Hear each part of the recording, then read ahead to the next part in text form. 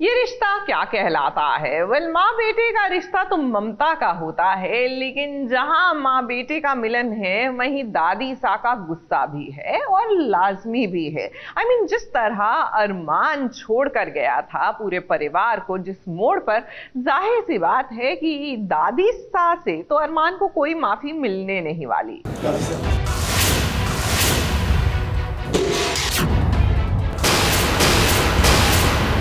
इस नाम से हमारा पोता हमें बुलाता था। तुम कौन हो? अरमान आपका? ये हमारा कोई नहीं। हमारी बस वो लड़की, वो हमारी बेटी।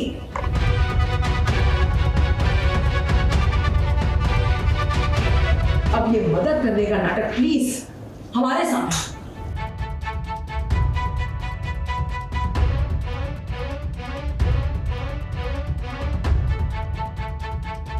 ये तो होना ही था अरमान। दादी सा के गुस्से से अब आप बच नहीं पाएंगे। आपने जो कुछ भी अभीरा के साथ किया वो बिल्कुल भी ठीक नहीं किया। अभीरा को अकेले छोड़कर चले गए आप, और अब जब आप लौटे हैं तो उसकी फिक्र हो रही है आपको।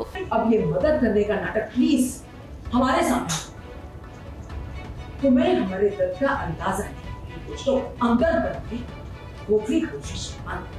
दादी सा ने बिल्कुल ठीक सवाल पूछा है आपसे कि अब वापस आकर आप क्या करेंगे। आप तब कहाँ थे जब अभीरा इतनी मुश्किलों से जूझ रही थी? दादी सा ने तो कह दिया है कि वो अरमान को अपना पोता नहीं मानती हैं, सिर्फ अभीरा को अपनी बेटी मानती हैं, क्योंकि मुश्किल वक्त में अभीरा ही तो उनके साथ थी ना।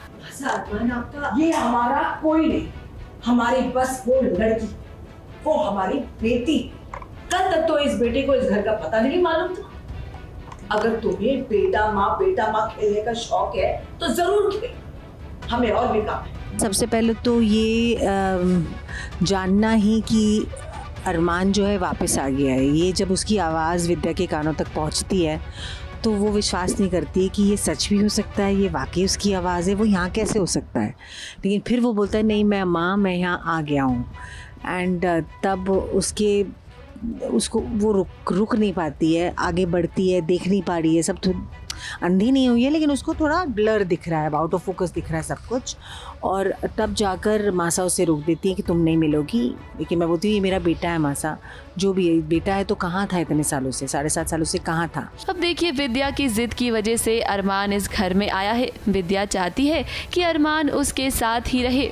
विद्या की आंखों की सर्जरी होनी है और इसीलिए तो अभीरा और दादी सा विद्या की बात मानने को तैयार हो गए हैं। तुम अब तक यहाँ हो? तुमने अपनी माँ को देख लिया, ऑपरेशन के लिए राजी कर दिया, तुम्हारा काम खत्म। अब तुम जाओ, खुद भी जियो और हमें भी चैन से जीने।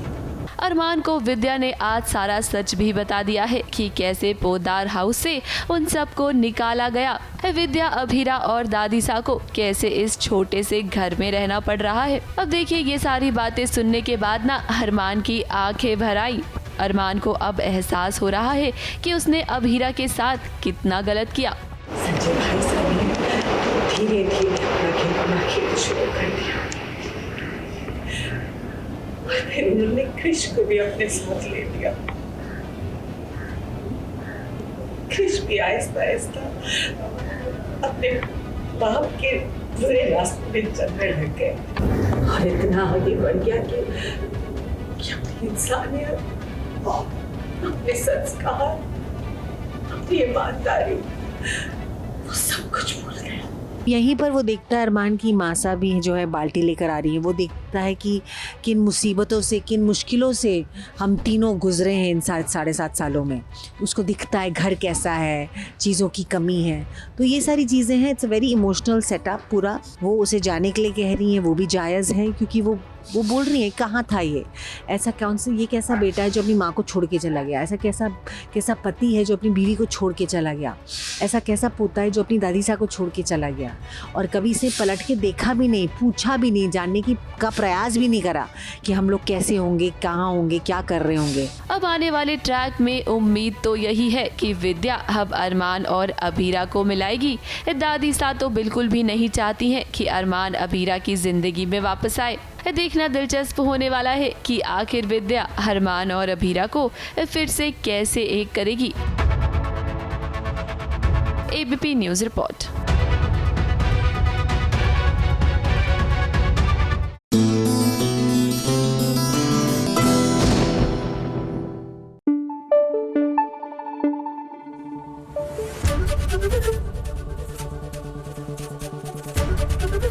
एबीपी न्यूज आपको रखे आगे।